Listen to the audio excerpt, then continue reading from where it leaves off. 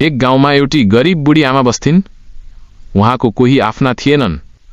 एउटा सानो झुपडीमा बस्दै दिनभरि दाउरा टिपेर जीवन चलाउनुहुन्थ्यो। गाउँका मान्छेहरू धेरैले वास्ता गर्दैनथे। त्यही गाउँमा लोखर्के नामको एक चलाक तर दयालु केटो थियो। ऊ सबैलाई हँसाउँथ्यो, रमाइलो गर्थ्यो, तर मन भने निकै सफा थियो। एक दिन चिसो हिउँदको बिहान बुढी आमा जंगलमा दाउरा खोज्दै गर्दा लड्नुभयो। उहाँ उठ्नै सक्नु भएन। त्यतिबेला लोखर्के त्यही बाटो हुँदै जाँदै थियो।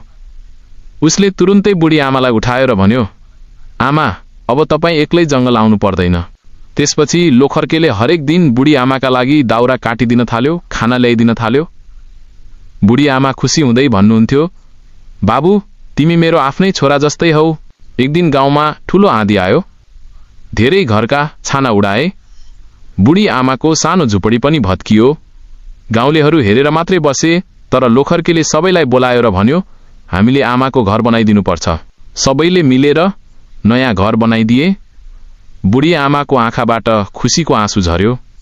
उहाँले हात उठाएर आशीर्वाद दिँदै भन्नुभयो, मान्छेको सबैभन्दा ठूलो धन दया र माया रहेछ।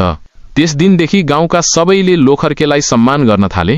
सबैभन्दा ठूलो कुरा पैसा होइन, न त ठूलो घर, न त धेरै सम्पत्ति। सबैभन्दा ठूलो सम्पत्ति त माया र दया हो। त्यसैले साथी हो, जीवनमा सबैभन्दा ठूलो कुरा पैसा होइन, न त ठूलो घर, न त धेरै सम्पत्ति। सबैभन्दा ठूलो त माया हो, दया हो।